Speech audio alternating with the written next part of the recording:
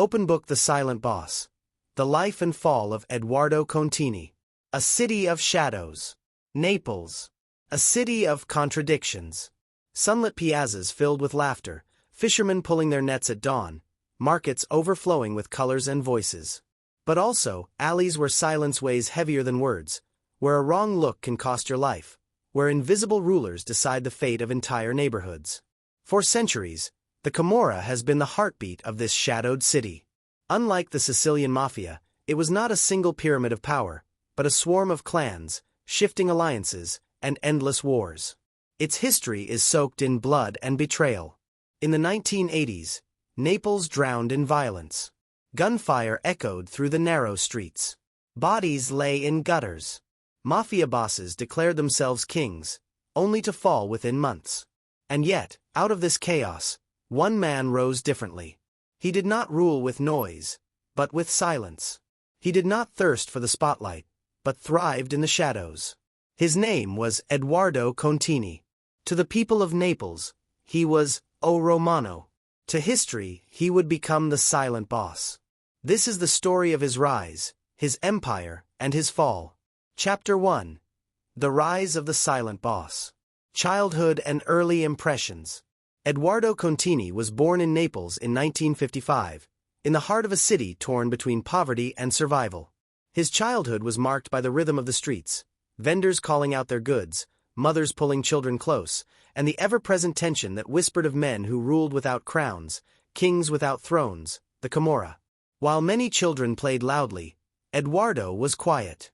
Teachers described him as attentive, but reserved. He had an unusual gift. He could listen, and in listening, he understood people better than they realized themselves. He grew up in a city where crime was not an anomaly but a way of life. Boys only a few years older carried knives. Men vanished overnight, leaving behind whispers that they had crossed the wrong person. Poverty fed desperation, and desperation fed the Camorra. Young Edoardo absorbed all of it, not with fear, but with calculation. The first steps into the underworld. By his teenage years, Edoardo found himself drawn into the edges of the Camorra. At first, his role was small, running errands, delivering packages, helping older men with gambling operations. But even in these humble beginnings, he was different. Where others flaunted small winnings with flashy shoes or noisy motorbikes, Edoardo saved. He reinvested. He built trust. His discipline stood out in a world defined by recklessness. Older men noticed. "That boy doesn't speak much," one said, "but when he does, you listen." This reputation, quiet, reliable, calculating, would follow him for life. The bloody 1980s. The 1980s were years of fire in Naples.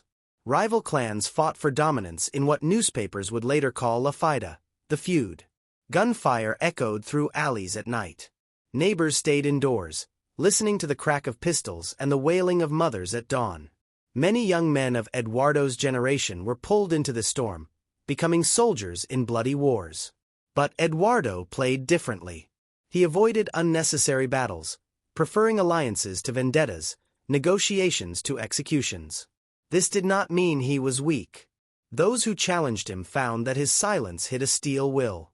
But he used violence sparingly, as a last resort. By the time the wars consumed dozens of clans, Edoardo had survived, stronger and wealthier than ever. The birth of the Secondigliano alliance. In the early 1990s, Edoardo saw opportunity where others saw chaos. Alongside powerful families, the Licciardi clan and the Mallardo clan, he co-founded the Secondigliano alliance. This was not a traditional mafia group. It was larger, more disciplined, more organized. If other clans were gangs, the alliance was a corporation.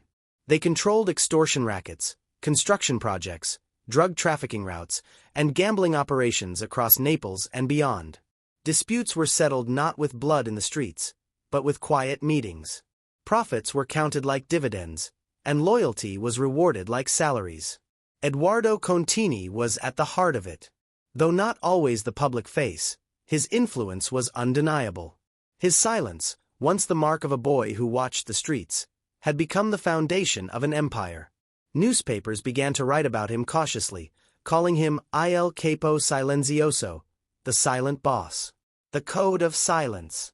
What set Edoardo apart was not just his strategy, but his philosophy. He believed that violence was wasteful, that chaos destroyed profit, and that discretion was the ultimate shield. He lived modestly compared to other bosses. No flashy cars, no golden chains, no villas on the coast. His power was not displayed, it was felt. This made him untouchable. Police struggled to find evidence.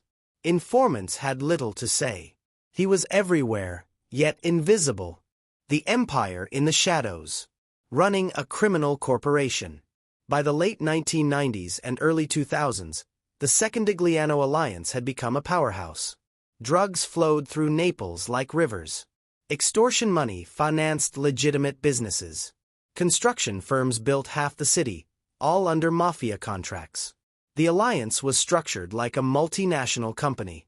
Revenue streams, drugs, gambling, construction, extortion. Middle management, trusted lieutenants overseeing operations. Shareholders, clans who received their cut. At the top sat Edoardo Contini, not shouting orders, but pulling strings quietly, like the conductor of an orchestra. Discipline over bloodshed. Unlike other bosses, Edoardo discouraged reckless killings. A dead man, he was rumored to say, brings the police. A living man brings money. This discipline made the alliance feared, but also respected. Shopkeepers paid taxes without protest, knowing that under Contini's rule, there would be order. Rival clans often preferred negotiation to war, because they knew the silent boss valued stability. Expansion abroad. The alliance was not limited to Naples. Through contacts in Spain, Germany, and Eastern Europe, it expanded into international drug trafficking and money laundering. Cocaine from South America passed through their hands. Profits were washed clean in real estate, restaurants, and clubs across Europe. The Camorra had gone global, and at its center was a man who never raised his voice. Open book: The Silent Boss. The Life and Fall of Edoardo Contini. The Invisible King. The Ghost of Naples. By the early 2000s, Edoardo Contini was no longer just a Camorra boss. He had become a phantom presence, spoken of everywhere, seen almost nowhere. Newspapers called him Il Fantasma, the Ghost. Police reports described him as elusive. Rival bosses whispered his name but rarely dared to speak it in public. His ability to disappear was legendary. While other bosses flaunted wealth and fell under police surveillance, Edoardo vanished into ordinary life. He wore simple clothes, drove modest cars, and lived in safe houses scattered around Naples. He was not the kind of man who left photographs on glossy magazines. For years, authorities had only old, grainy images of him. And yet, despite this invisibility, his power grew stronger. Leadership without presence. The genius of Edoardo Contini was that he did not need to be physically present to rule. Orders traveled like whispers, passed through layers of trusted lieutenants. A look, a short phrase, even silence itself could mean more than a long speech. One Camorra insider later confessed, "You never saw him, but you felt him everywhere. He was like air, you couldn't touch him, but you knew he was there, surrounding you." His leadership style was compared to that of a CEO of a multinational corporation. Meetings resembled boardrooms rather than gangster gatherings. Profits, risks, expansions, all were analyzed with precision. But unlike a corporation, loyalty was not bought with salaries. It was enforced with fear, respect, and the unspoken knowledge that betrayal would be the one thing Edoardo did not forgive. The people's boss. Despite his criminal empire, Edoardo cultivated an image of a man close to the people. Shopkeepers whispered that he was fair. Families in poor neighborhoods said he kept order. He gave loans, solved disputes, even offered protection when the state seemed absent. To many in Naples, he was not a criminal but a shadow mayor, ruling the streets more effectively than politicians. One elderly man, interviewed after Edoardo's arrest years later, said, "With him, the neighborhood was calm. There were rules. You paid, yes, but at least you were safe. Without him, it is chaos again." This was the paradox of the silent boss. Feared by the state, admired by many of his people. The empire expands. Drugs, money, power. The backbone of the Secondigliano alliance was drugs. Cocaine flowed in from South America, heroin from Asia, hashish from North Africa. Naples became one of Europe's major drug hubs, and Edoardo's clan managed distribution with ruthless efficiency. Millions of euros poured in every week. But Edoardo's true genius was in laundering. He understood that dirty money was useless unless it could be cleaned and reinvested. Hotels, restaurants, construction companies, even health clinics. Everywhere, money from the alliance flowed like underground rivers. Entire districts of Naples were financed by the Camorra, built brick by brick with Mafia capital. International reach. The alliance extended beyond Italy.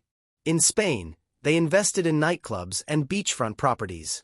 In Germany, they set up logistics for drug trafficking. In Eastern Europe, they laundered millions through casinos and real estate. Interpol began to notice patterns, similar companies, similar names, money trails that led back to Naples. But Edoardo remained untouchable. He was called Il Capo Invisible, the invisible boss. A network of silence. At the heart of the alliance was a network of silence. No one spoke directly of Edoardo. Even his closest lieutenants rarely used his name. They called him Louis, him. Police wiretaps captured conversations where men spoke in riddles, avoiding direct references. One investigator later said, "It was like chasing smoke. We knew he was there, but the closer we got, the more he vanished." This silence protected him better than any bodyguard. Chapter 5. The Hunt for a Phantom. Law enforcement strikes back. By the early 2000s, Italian prosecutors were desperate to bring down the Secondigliano alliance. The Camorra Wars had left too many bodies. The alliance's control of Naples was too tight, its profits too vast. Investigators launched Operation Sparta, a multi-year campaign aimed at dismantling the alliance. Dozens of lieutenants were arrested. Millions in assets were seized. But Edoardo remained out of reach. He had become a ghost not only to his enemies but to the police themselves. Living in the shadows. For nearly 2 decades, Edoardo lived as a fugitive. He never used cell phones. He avoided hotels. He rarely stayed in one place for more than a few weeks. Instead, he moved between safe houses, protected by a circle of loyal men and women. These safe houses were modest apartments, often in working-class neighborhoods. He blended in with ordinary people, walking among them unnoticed. One prosecutor described him as a man who lived like a monk, yet ruled like a king. The pressure builds. Despite his invisibility, the noose slowly tightened. Prosecutors collected testimonies from pentiti, former mafiosi who turned state witnesses. Wiretaps revealed coded conversations. Financial records showed suspicious patterns.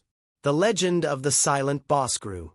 Newspapers painted him as a criminal genius. The public imagined him as a shadowy figure pulling strings from the dark. The truth was both simpler and more terrifying. Edoardo Contini was just a man. But a man who had mastered silence. The fall of the silent boss. A ghost surrounded. By 2006, the hunt for Edoardo Contini had become one of Italy's most pressing missions. He was on the list of the 30 most wanted fugitives in the country. His face appeared on posters in police stations across Italy, but to the people of Naples he remained a legend, more myth than man. And yet, even legends can be cornered. For years, investigators pieced together a mosaic of clues. A cousin caught speaking in code. A lawyer moving suspicious sums of money. A delivery of groceries to an apartment that seemed too ordinary, too quiet. Every small piece, insignificant on its own, slowly built a picture. The picture of a man who had hidden in plain sight for decades. December 14, 2007. At dawn, police units surrounded an apartment building in Naples. No sirens, no warnings. Just the quiet footsteps of men trained to capture ghosts. Inside, Edoardo Contini sat at a modest table. No gold watches, no silk suits. Just a simple sweater, a half-finished coffee, and silence. He did not resist. He did not shout. He did not plead. When the officers entered, he looked up, nodded slightly, and stood. The silent boss was finally in chains. A police officer later recalled. It was like arresting a shadow. He said almost nothing. Just one word. Basta, enough. Shockwaves through Naples. News of the arrest spread like wildfire. Newspapers screamed headlines. The Phantom of the Camorra captured. Crowds gathered in the streets. Some cheered, others wept. For many shopkeepers and families, Edoardo's fall meant freedom. For others, it meant fear, because the silence he had maintained would soon break, and chaos might return. The paradox of Contini's rule was revealed. Even as a criminal, he had brought order. Without him, rival clans would once again fight for power. The trial of a ghost. The courtroom. The trial of Edoardo Contini was not just about one man. It was about an empire. Dozens of associates were tried alongside him, accused of murder, extortion, money laundering, and drug trafficking. In the courtroom, Edoardo remained true to his nature. He spoke rarely, often sitting with his hands folded, eyes down, as witnesses gave testimony. Prosecutors described him as the architect of one of the most powerful criminal organizations in Europe. Defense lawyers painted him as a scapegoat, a myth inflated by the press. But the evidence spoke louder than words. Wiretaps, financial records, testimonies of pentiti. Together, they painted the picture of a man who had ruled in silence. Life sentence. In the end, Edoardo Contini was sentenced to life imprisonment. The silent boss would spend the rest of his days not in the alleys of Naples, but behind the cold walls of a prison cell. And yet, even in prison, his legend lived on. Prosecutors warned that he still commanded respect, that his silence continued to shape the streets he once ruled. Legacy of silence. Order in chaos.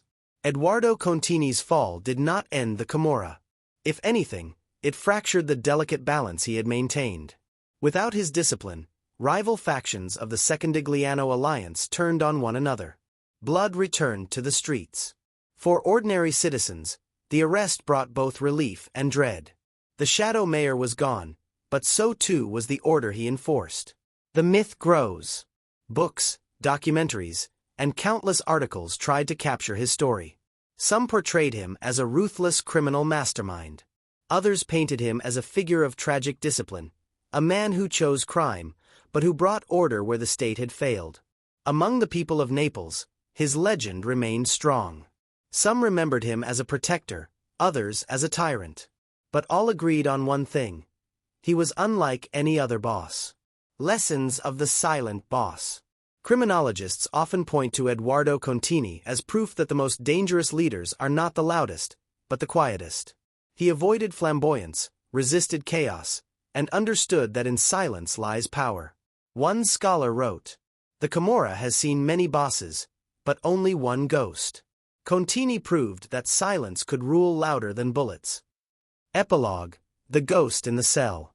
Today, Edoardo Contini sits in an Italian prison, far from the alleys where he first learned the art of silence. Decades have passed since his rise, but his legend lingers in Naples. In the markets of Secondigliano, old men still whisper his name. In courtrooms, his case is studied as a symbol of criminal genius. In the streets, children hear stories of the boss who ruled without shouting. The Camorra continues, as it always has. Clans rise, clans fall. Blood spills, money flows. But the story of the silent boss remains unique. For in a world of noise, he ruled with quiet. In a world of chaos, he built order. In a world of fleeting power, his silence still echoes. The ghost of Naples will never fully fade.